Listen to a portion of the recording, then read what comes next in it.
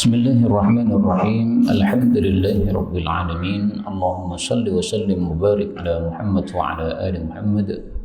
Allahumma anfa'na bima 'allamtana wa 'allimna ma yanfa'una wa zidna 'ilma wa barik lana fi 'ilmina warzuqna al-ikhlasa fil qawli wal 'amali kamila wa 'ilman nafi'an la yunsa wa tawfiqan daima wa sihhatan wa yaqinan wa 'afiyah.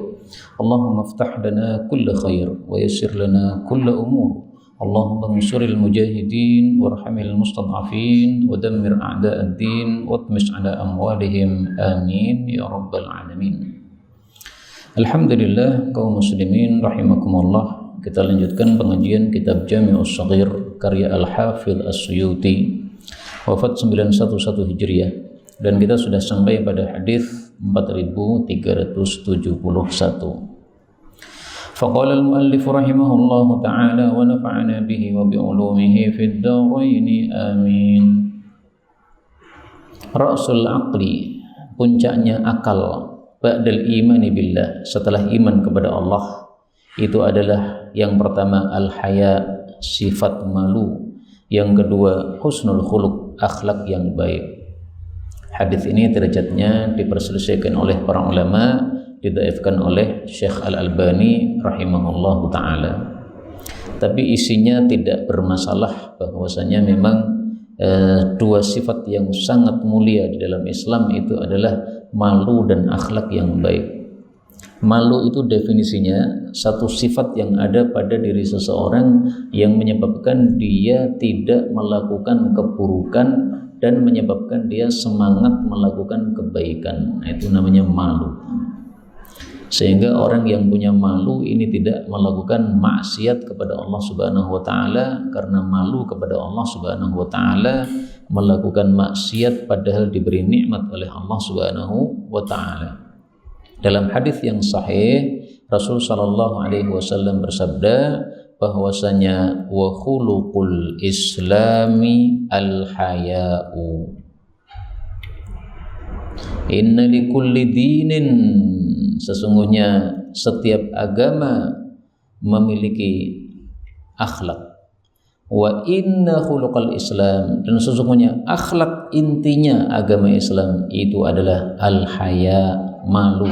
Hadis riwayat Ibnu Majah sahih. Nah, maka hadis ini sudah cukup bagi kita dari hadis yang dhaif tadi, isinya tidak bermasalah insyaallah taala. Adapun akhlak yang baik sudah sering kita bahas, definisinya adalah alla tu'dhi wa la tata'adza. Akhlak yang baik itu dua. Satu, jangan mengganggu orang, dan jangan merasa terganggu. Artinya kalau ada orang mengganggu kita, kita maafkan, kita abaikan. Nah, itu berarti akhlak yang baik. Tapi kalau orang ngusilin kita, kita balas ngusilin, nah itu berarti akhlaknya masih belum baik. Meskipun boleh membalas usilan orang usil, tapi akhlak yang baik, yang tingkat lebih tinggi tidak seperti itu. Berikutnya 72, ra'sul kufri, puncaknya kekafiran itu adalah nahwal masyriq, ke arah timur. Ketika Nabi mengatakan timur, itu kita harus tahu di mana kota Madinah dan di mana arah timur itu. Nah, sehingga para ulama mengatakan timurnya Madinah ini yang dimaksud adalah Irak. Dan itu sesuai fakta. Banyak kesesatan-kesesatan ahli bid'ah, demikian juga sihir-sihir, itu sumbernya dari negara Irak.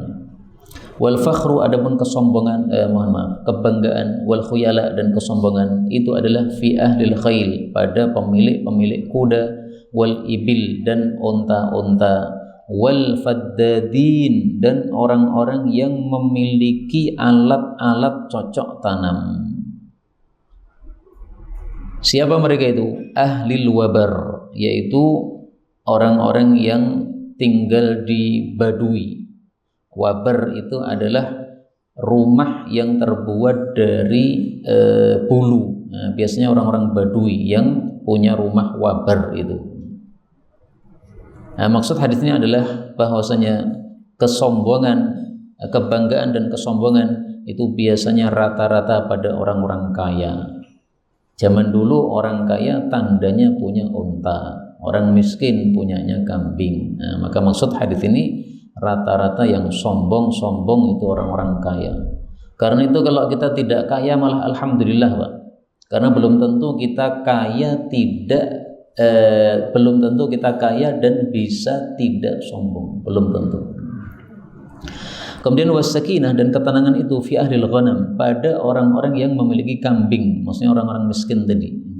Nah, mereka apa? Biasanya orang-orang yang sakinah, tenang, karena memang sifatnya tidak ada yang perlu dibanggakan atau disombongkan. 73. Ra'su hadzal amr, puncaknya urusan ini adalah al-Islam. Wa man aslama, dan siapapun yang masuk Islam, salima, maka dia akan selamat. Selamat dari apa? Selamat kalau di dunia dari dibunuh oleh Nabi sallallahu alaihi wasallam. Karena yang diperangi Nabi itu adalah orang-orang kafir.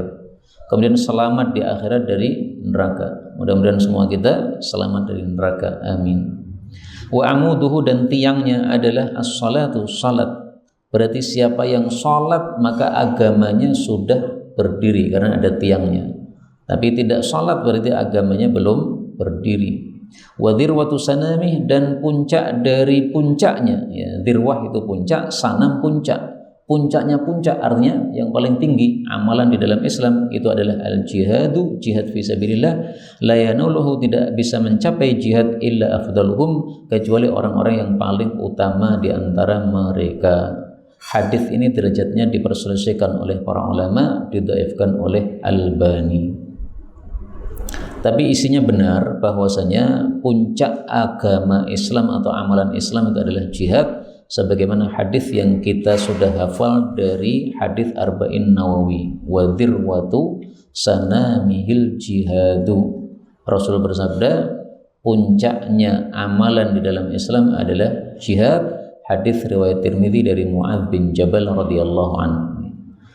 Jadi banyak, Pak, hadis-hadis yang sanadnya bermasalah alias dhaif, tetapi maknanya apa? Sahih. Sehingga setelah saya lama membaca kitab Jami'us Shaghir ini lama-lama saya cenderung dengan penilaian Imam Suyuti. Beliau mengatakan sahih, padahal sanadnya dhaif. Itu saya sekarang, kalau dulu saya ngikuti Syekh Albani terus, pokoknya Syekh Albani katakan dhaif. Tapi sekarang setelah lama baca memperhatikan kitab Jami'us Shaghir ini dengan pelan-pelan, saya malah cocok dengan Imam Suyuti yang mengatakan sahih. Kenapa? Karena maksudnya adalah sahih maknanya. Nah, jadi penilaian ini Imam Suyuti mengatakan sahih, Syekh Albani mengatakan dhaif. Ini sebenarnya bisa digabungkan dua penilaian ini. Yang mengatakan sahih itu maksudnya sahih maknanya. Yang mengatakan dhaif itu maksudnya dhaif sanadnya. Itu saja. Tapi isinya sangat-sangat tidak bermasalah dan isinya bahkan sesuai dengan beberapa hadis yang sahih. Berikutnya 74. Rasu, rapatkanlah oleh kalian as-sufufa, saf-saf, yaitu salat berjamaah. Fa inna syaitan, karena sesungguhnya setan yaqumu, berdiri fil khalal, pada sela-sela. Hadis ini menunjukkan bahwa saf salat yang benar di dalam salat jamaah itu adalah rapat. Nah, rapat itu prakteknya bagaimana? Jangan ngikuti nafsu, Pak, tapi ngikuti prakteknya para sahabat. Ternyata prakteknya para sahabat, pundaknya nempel ke sebelahnya, kakinya nempel ke sebelahnya. Nah, jadi yang nempel itu atas sama bawah, atas pundaknya, bawah kakinya. Itu baru rapat. Sehingga kalau pundaknya tidak nempel, ya itu belum rapat. Atau kakinya nggak nempel, ya belum rapat. Nah, sebagian orang ada yang rapatnya cuma pundaknya saja, tapi berdirinya kecil begini. Nah, sehingga kakinya nggak akan rapat. Dia beralasan bahwasanya nggak harus rapat kakinya. Ya, bolehlah mengatakan nggak harus, tapi praktek para sahabat itu rapat kakinya. Siapa yang agamanya lebih baik daripada para sahabat di antara umat Nabi Muhammad SAW? Nggak ada. Maka berislam yang paling utama adalah berislam seperti Islamnya para sahabat. Sebagaimana kalam Allah Subhanahu wa taala dalam surat Al-Baqarah, wa idza qila lahum aminu kama amanan nas, Imanlah sebagaimana imannya para manusia. Siapa manusia saat itu? Para sahabat Nabi SAW. Nah, maka sholat paling utama ya seperti para sahabat ini. Alhamdulillah di masjid ini sudah lumayan ya, antara kaki dengan kaki sudah rapat, pundak dengan pundak sudah rapat. Karena di beberapa masjid itu kakinya nggak ada yang rapat. Kalau sudah tidak ada yang rapat bagian soft awal, nanti soft belakangnya sama aja pasti. Nah, mereka menganggap bahwa tidak harus rapat. Padahal Rasulullah menyuruhkan Rasul rapatkan. 75. Rasul saling rapatkanlah sufufakum saf kalian, wa qaribu dan dekatkanlah bainaha di antara saf-saf kalian, wa hadu dan sejajarkanlah bil a'naqi tengkuk-tengkuk. Hadis ini menunjukkan 3 hal. Yang pertama merapatkan saf, tadi sudah dibahas.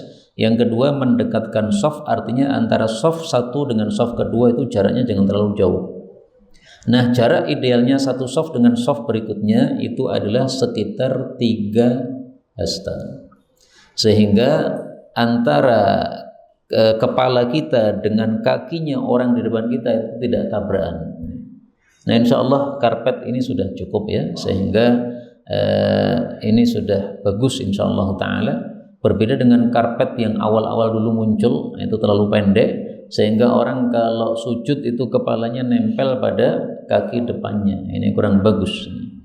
Terlalu dekat tidak bagus, terlalu jauh juga tidak bagus. Kemudian yang ketiga disuruh mensejajarkan tengkuk. Tengkuk ini belakang ini Pak. Nah, jadi tengkuknya sejajar, artinya lurus. Maka soft salat itu sunnahnya ada 3. Sunnah pertama rapat. Sunnah kedua antara satu soft dengan soft berikutnya tidak terlalu jauh. Sunnah berikutnya lagi yang ketiga, softnya lurus. Nah, lurus itu cara meluruskan tuh bagian belakang tengkuk ini, atau bagian bawah tungkak. Kalau atas tengkuk, kalau bawah apa? Tungkak atau apa namanya? Tumit nih bahasa Indonesianya. Nah, itu karena tumit itu sejajar dengan badan atau apa namanya punggung, nah, sehingga bisa lurus. Adapun kalau kita meluruskan dari arah depannya kaki itu nanti malah nggak lurus. Kenapa? Karena kaki kita ada yang telapak kakinya panjang, ada yang telapak kakinya pendek. Ini 3 sunnah dalam soft salat. 76. Ra'a telah melihat Isa, Nabi Isa ibnu Maryam, rajulan seorang laki-laki yasrik yang mencuri. Faqala lahu, maka Nabi Isa bertanya kepadanya, asarakta, apakah kamu mencuri? Qala, si maling ini menjawab, kalla, tidak, walladzi la ilaha illahu, demi zat yang tidak ada Tuhan selain dia alias demi Allah.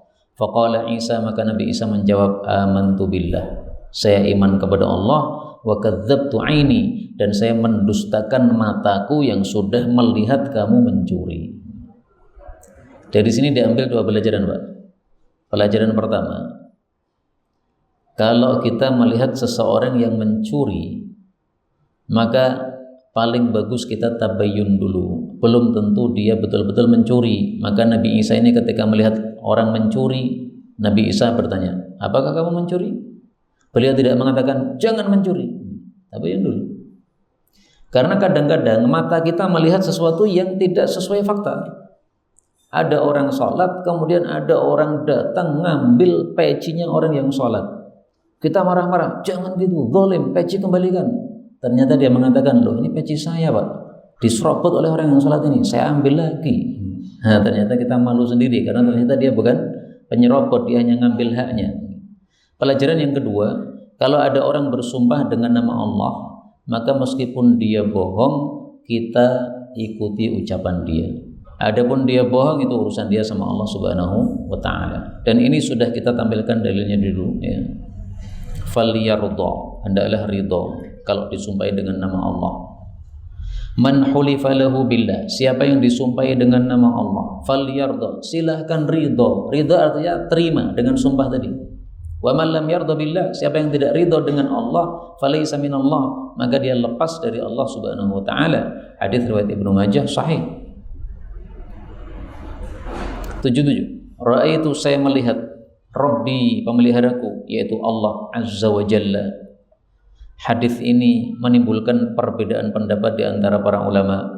Menurut mayoritas para ulama bahwa Nabi Muhammad sallallahu alaihi wasallam belum pernah sama sekali melihat Allah. Karena Allah tidak bisa dilihat di dunia. Nanti Allah dilihat kalau kita sudah masuk alam akhirat. Nabi Musa minta kepada Allah supaya bisa melihat Allah. Apa kata Allah? Qala lan tarani.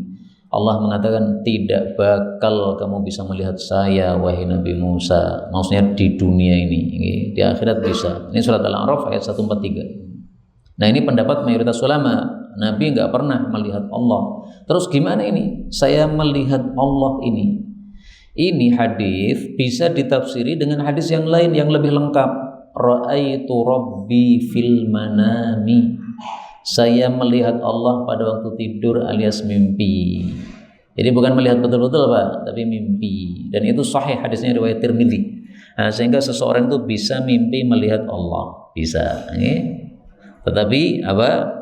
Hakikatnya Allah tidak seperti yang kita lihat atau yang kita bayangkan. Jelas ya? Karena para ulama mengatakan kullu ma khatara bi balik fahuwa ala khilafi dzalik. Apapun yang terbersit dalam hati kita tentang Allah itu bagaimana, yaitu hakikatnya Allah tidak seperti yang kita bersitkan atau kita pikirkan. Pendapat sebagian kecil ulama, Rasul sallallahu alaihi wasallam itu sudah melihat Allah. Salah satunya Ibnu Abbas yang mengatakan itu. Ini kan perawinya Ibnu Abbas nih. Wajar Ibnu Abbas mengatakan begitu karena beliau mendengar Nabi mengatakan ra'aitu Rabbi, saya melihat Allah, yaitu melihat dengan mata kepala. Tapi ada juga riwayat dari Ibnu Abbas bahwasanya Ibnu Abbas mengatakan ra'ahu biqalbih. Rasulullah melihat Allah bukan dengan mata kepala tapi dengan mata hati. Nah, mata hati beda lagi. Itu seperti mukasyafah atau apa? Kasyaf itu. Seolah-olah melihat padahal sebenarnya ya tidak terlihat. Pendapat yang ketiga, Rasul sallallahu alaihi wasallam melihat Allah, tapi pada waktu Isra Mi'raj, pada waktu Mi'raj naik ke langit kemudian masuk surga. Nah, saat masuk surga itulah melihat Allah Subhanahu wa taala. Nah, pendapat ini masih bisa diterima. Kenapa? Karena melihat Allah tidak mungkin itu di bumi atau di dunia. Nah, kalau kita bisa masuk surga meskipun belum mati ya, seperti Nabi ketika Mi'raj itu masuk surga, maka boleh saja dong melihat Allah Subhanahu wa taala karena hukumnya hukum yang lain. Nah, berarti ada 3 pendapat. Pendapat yang paling populer tadi, Rasulullah belum pernah melihat Allah Subhanahu wa taala. 78 Ra'aitu, saya melihat al-malaikata, para malaikat tughassil, memandikan jenazahnya. 1 Hamzah bin Abdul Muttalib paman Nabi. Yang kedua Hanzalah bin Rahib, sahabat Nabi sallallahu alaihi wasallam. Ini hadis menunjukkan 2 syuhada ini, 1 Hamzah, 2 Hanzalah. Cara mengingatnya gampang ya, sama-sama hurufnya ha, Hamzah sama Hanzalah. Hamzah itu artinya singa, Hanzalah itu adalah artinya pohon yang pahit. Maka kalau sudah jadi nama ini jangan diterjemahkan, nanti malah jadi rusak. Saya melihat malaikat memandikan singa putranya Abdul Muttalib, enggak nyambung lagi. Ini nama. Kenapa Hanzalah dan Hamzah dimandikan oleh para malaikat jenazahnya? Karena mereka dalam posisi junub, belum mandi janabah, sehingga dimandikan jenazahnya oleh para malaikat. Jadi Hanzalah ini waktu itu sedang hubungan suami istri. Kemudian mendengar suara ajakan perang dari Nabi SAW. Ini orangnya semangat jihad. Kalau ada ajakan perang langsung berangkat. Belum sempat mandi Pak, tapi karena semangatnya untuk jihad fisabilillah langsung ambil pedang berangkat. Ternyata mati syahid. Nah, dimandikan oleh para malaikat. Ini perhatikan, Hamzah sahabat Nabi, Muslim. Abdul Muttalib kakek Nabi, kafir. Bapaknya kafir, anaknya Muslim. Hanzalah ini orang Muslim, bapaknya rahib, munafik. Jadi munafik, anaknya Muslim. Karena itu jangan menyalahkan bapak, jangan menyalahkan anak atas kesalahan bapak.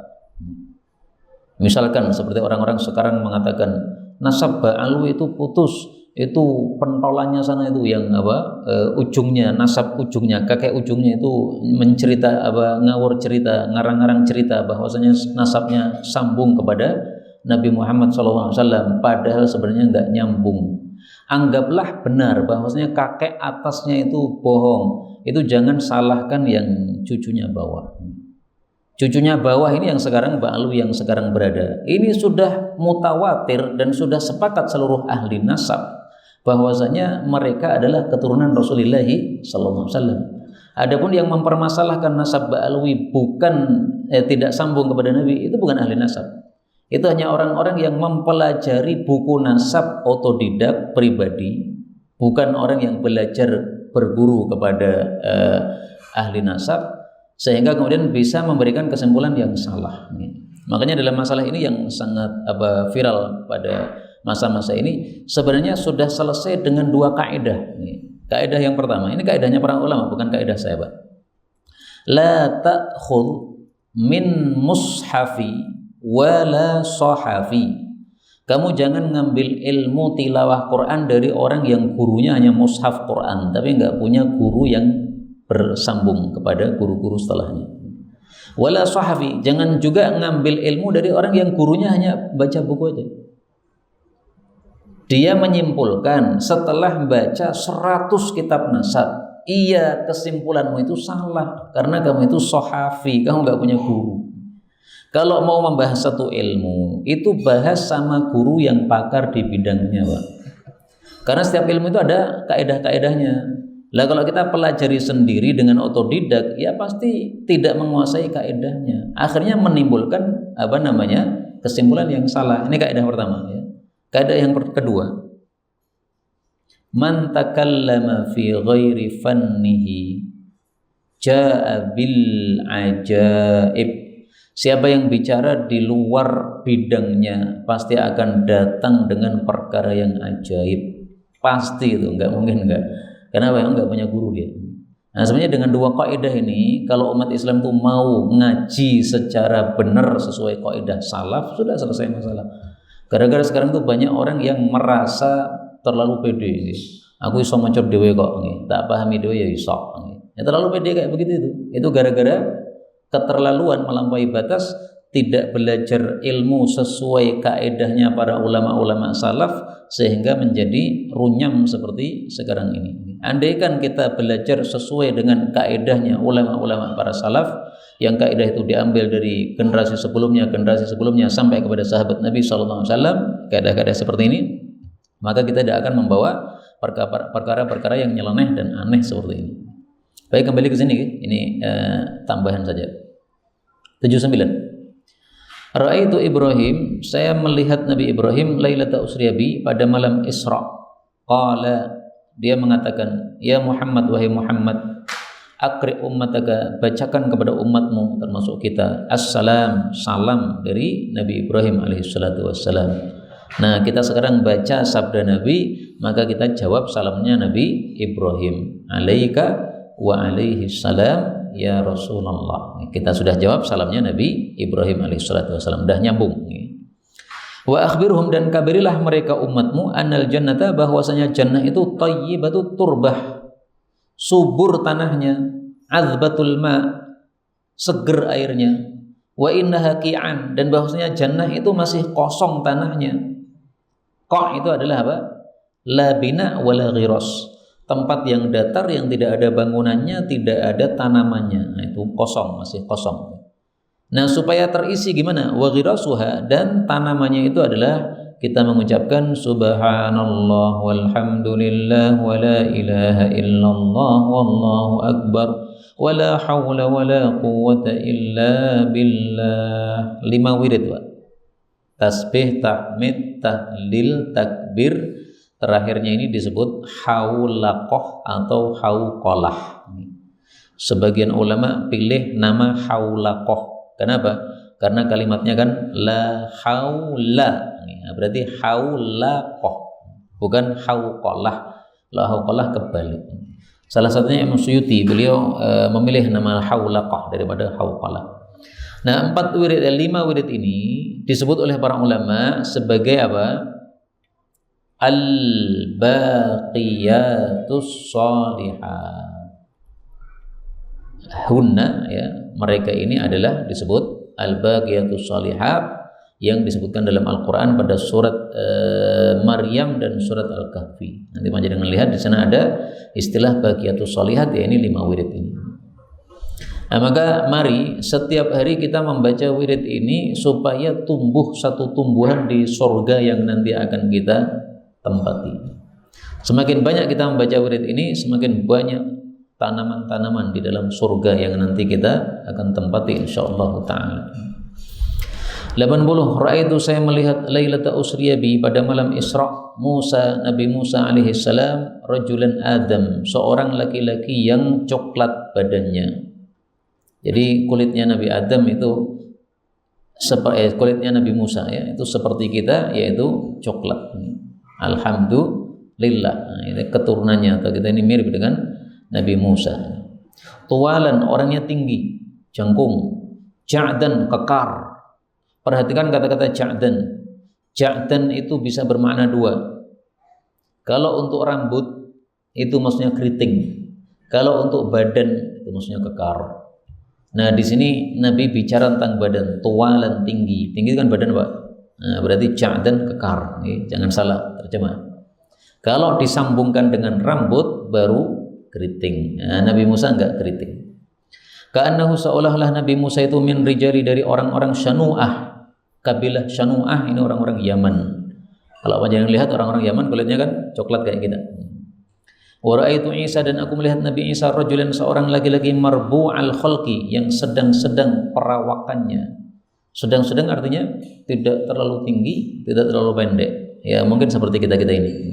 Tidak terlalu gemuk, tidak terlalu kurus, ya, sedang-sedang. Berbeda dengan Nabi Musa tadi, ya, kekar, tinggi. Ilal humrah, kepada merah, wal bayadi, dan putih. Maksudnya campuran kulitnya itu putih kemerahan. Sabtur ra'si, yang rambutnya itu sabat. Sabat itu adalah yang mengombak. Jadi sabat itu sebenarnya artinya keriting, tapi keritingnya Nabi Isa tidak keriting seperti krebo orang negro, bukan. Nah, makanya mengombak maksudnya. Wara itu, dan saya melihat malaikat Malik, khazinan nar, penjaga neraka, wad dajjal, saya juga melihat Dajjal. Jadi orang-orang ini dilihat oleh Nabi SAW pada waktu beliau melakukan Isra Mi'raj.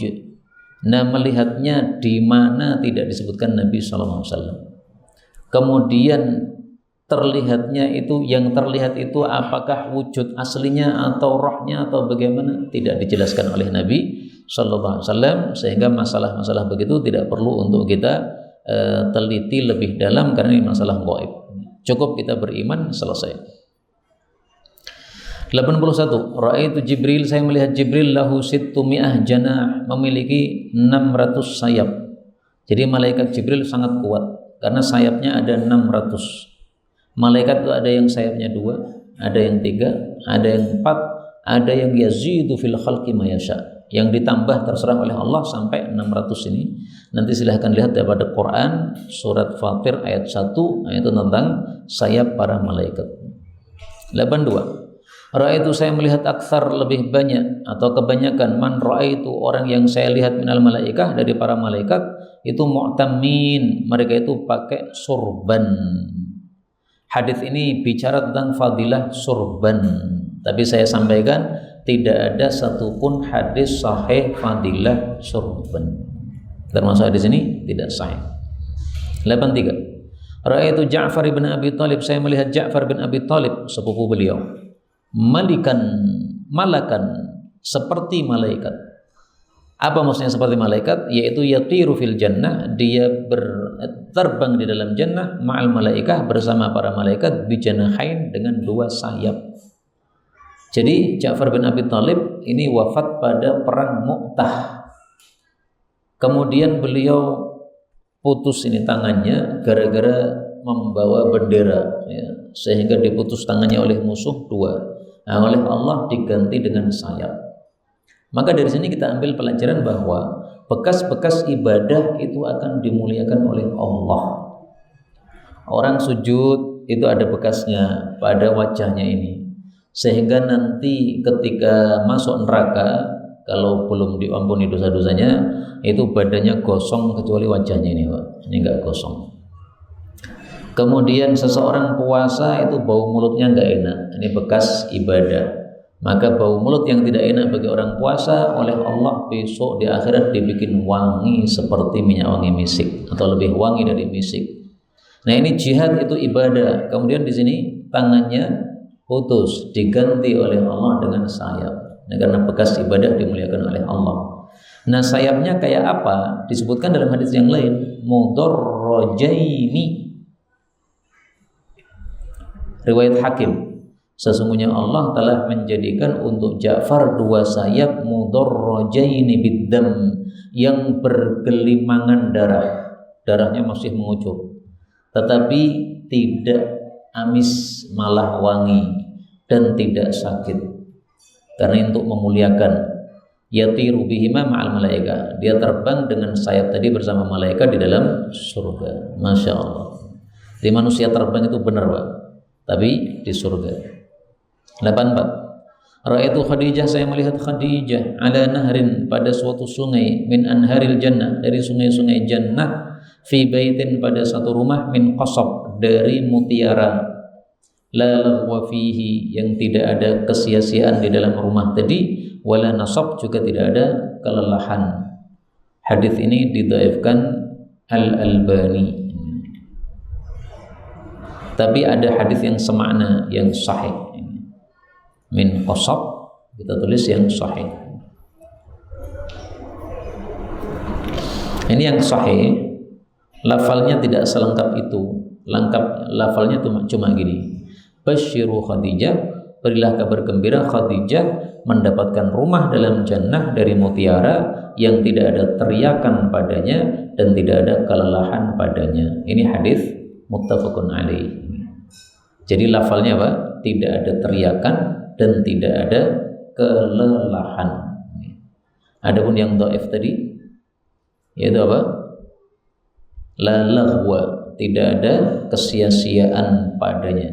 Ini lafalnya, ini dhaif.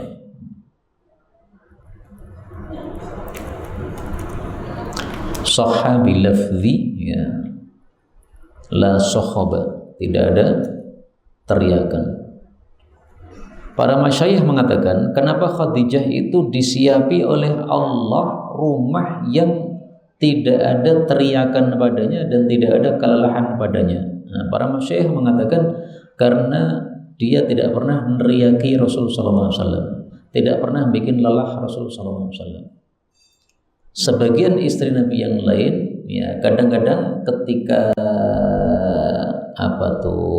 berbicara dengan Nabi SAW, kadang-kadang ya namanya suami istri ada gesekan dikit. Nah, kadang-kadang sampai suaranya keras. Salah satunya Aisyah. Karena Abu Bakar pernah melewati rumah Nabi, mendengar suara Aisyah keras kepada Nabi SAW. Abu Bakar marah sekali. Kamu itu kurang ajar kepada Nabi, ya. Suamimu itu Nabi, bukan manusia biasa. Tapi oleh Nabi malah ditenangkan, tenang, gak ada masalah, gak ada apa-apa. Nah, itu bedanya Khadijah dengan istri-istri Nabi yang lain. Ini bukan berarti kita melecehkan istri Nabi, nggak boleh. Kalau kita melihat kekurangan istri Nabi, itu kita bayangkan seperti kertas putih gini, kemudian ada titik hitam di tengahnya. Nah, kekurangan istri Nabi itu cuma titik hitam itu. Sementara mayoritas amalannya itu kertas putih tadi. Nah, kalau kita melihat hanya titik hitamnya nggak adil. Nilailah kertas yang putih tadi. Tapi tetap berbeda antara Khadijah dengan yang lain. Berikutnya 85. Ra'aitu, saya melihat Lailata Usriya bi, pada malam Isra, ala babil jannah, pada pintu jannah, maktuban tertulis as-sadaqatu bi asyri amthaliha, sedekah itu dilipat gandakan 10 kali.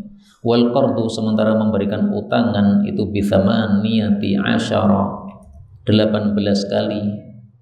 Jadi sedekah pahalanya cuma 10. Tetapi memberikan utangan malah pahalanya 18. Gak masuk akal tuh.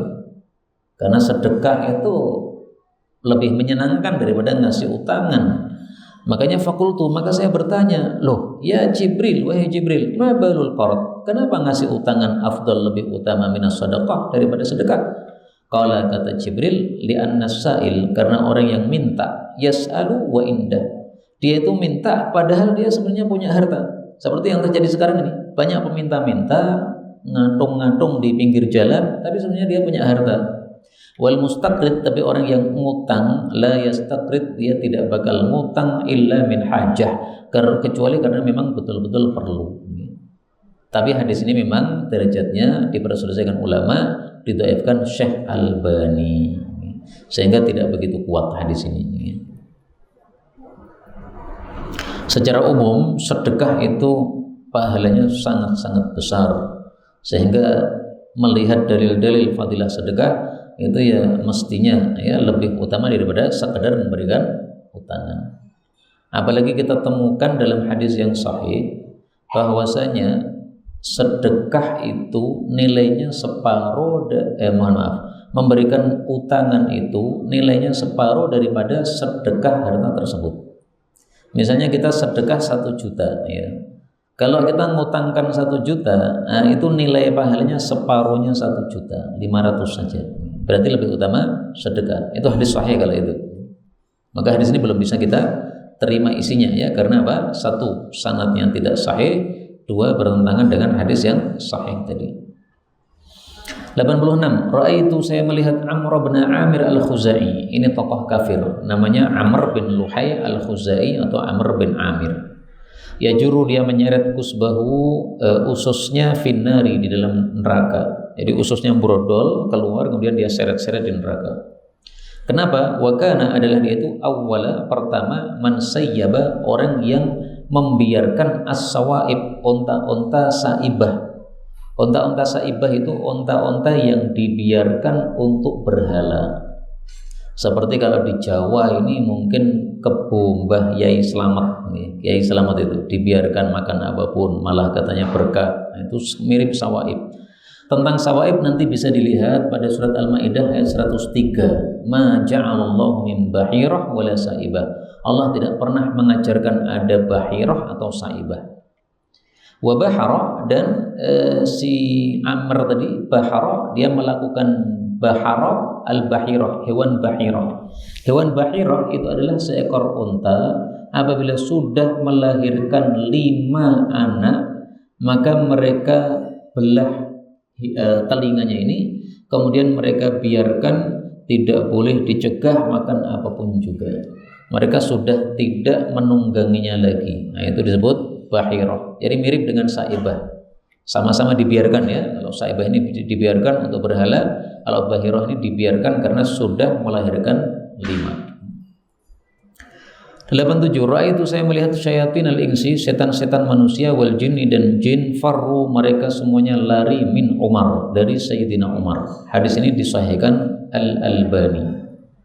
Dan hadis ini kita temukan yang semisal dengannya. Salikan, Rasulullah bersabda, Ihi ya bin Khattab, wahai Umar bin Khattab, demi Allah, tidaklah setan berjumpa dengan kamu sama sekali melewati satu jalur, kecuali dia pasti menempuh jalur yang lain selain jalur kamu. Hadis muttafaqun alaih. Jadi setan ketemu dengan Sayyidina Umar lewat satu gang, pasti pindah gang yang lain, nggak berani. Ini saking apa? Saking kuatnya Sayyidina Umar dalam beragama. Nah, berarti kita bisa niru Sayyidina Umar. Kapan setan itu kalau melihat kita atau membau badan kita langsung pergi, kapan? Kalau kita kokoh dalam agama sebagaimana kokohnya Sayyidina Umar. Tapi kalau dalam agama lembek ya, leda-ledi, nah itu setan gampang nempel. Ketemu wong ini gampang wong ini. Leda-ledi soalnya agamanya.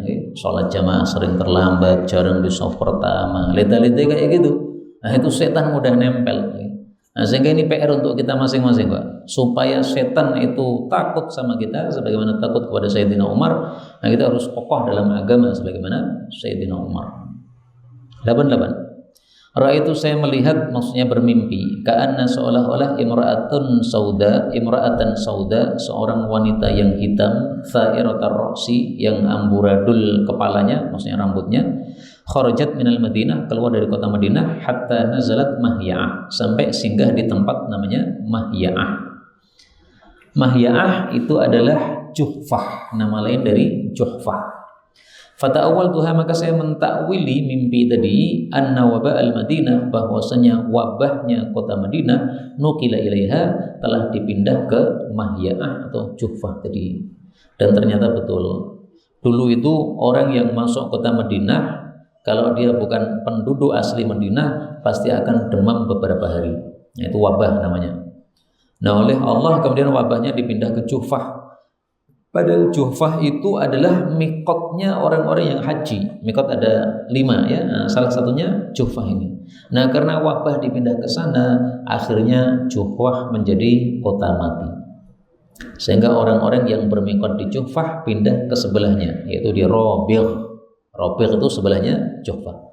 Tapi saya dengar wallahu alam, konon ya, sekarang ini pemerintah Saudi yang baru ini atau yang belakangan ini sudah menghidupkan lagi kota Juhfah supaya mikotnya sesuai dengan sabda Rasulullah sallallahu alaihi wasallam. Ya, kalau itu benar berita itu, ya berarti termasuk kebaikan pemerintah Saudi ya, meskipun juga banyak keburukannya, tapi punya kebaikan juga.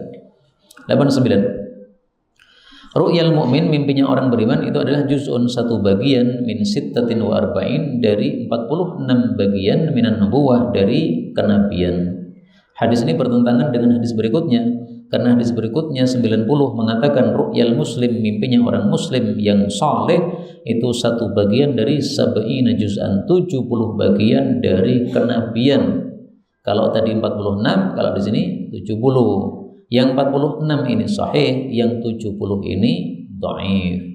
Nah, kalau ada hadis bertentangan, satunya sahih, satunya dhaif, udah kita ambil yang sahih, yang dhaif kita buang. Tapi tetap saja bertentangan dengan hadis yang berikutnya lagi, 91. Ru'yal muslimis salih, mimpinya orang muslim yang saleh, busyra minallah, kabar gembira dari Allah, dan dia itu adalah satu bagian dari khamsina juz'an, 50 bagian dari kenabian. Ini sahih. Juga bertentangan dengan hadis berikutnya lagi juga sahih, 92. Ru'yal mu'min, mimpinya orang beriman, satu bagian dari 40 bagian dari kenabian. Wahiyah, dan mimpi itu ala rijli ta'ir, di atas kaki burung, malam yuhaddits biha, selama belum menceritakan mimpi tadi kepada orang lain. Artinya masih ngambang, tidak akan turun pada satu takwilan, pada satu tafsiran, kecuali kalau sudah ditafsirkan. Karena itu jangan ditafsiri yang jelek, nanti akan turun sesuai dengan tafsirannya yang jelek tadi. Fa idza tahaddatsa biha, kalau seseorang yang bermimpi sudah menceritakannya, saqatat, maka dia akan jatuh. Jatuh maksudnya tadi turun sesuai dengan tafsirannya. Wala tuhaddits biha, kamu jangan ceritakan mimpi illa labiban, kecuali kepada orang yang labib, orang yang pinter. Karena orang yang pinter itu nanti akan menafsirkannya berdasarkan ilmu. Nah, orang yang pinter ini bukan orang pintar dukun, itu maksudnya bukan. Orang yang pintar dalam agama ini, paham Quran, paham sunnah, paham tafsir mimpi. Au habiban, atau orang yang senang dengan kamu. Karena orang senang pasti akan menafsiri yang baik-baik. Nah, sekarang hadis ini bertentangan, satunya mengatakan mimpi itu 1/40 bagian, satunya mengatakan 1/50 bagian, satunya mengatakan 1/46 bagian dari kenabian. Ini yang benar yang mana? 40 sahih, 46 sahih, 50 sahih. Ini semuanya karena sahih, semuanya benar. Terus cara komprominya gimana? Tergantung dengan keimanan, kekuatan iman kita masing-masing. Iman kita semakin kuat, berarti mimpi kita itu adalah 1/40. Iman kita kurang begitu kuat, berarti 1/46. Kalau iman kita kurang kuat lagi, lebih rendah lagi, maka 1/50 bagian dari kenabian. Apa maksudnya sebagian dari kenabian? Para nabi itu mimpinya itu wahyu, Pak. Nah, mimpinya kita bukan wahyu, tapi mirip dengan wahyu. Nah, makanya kemiripannya itu dikatakan dengan ungkapan 1/40 atau 1/50 atau 1/46. Tergantung apa tingkat iman kita masing-masing. Ini yang dapat kita bicarakan. 93 insyaallah kita bicarakan di waktu yang lain karena sudah membahas bahasan yang berbeda. Wallahu a'lam bishawab. Alhamdulillahirabbil alamin.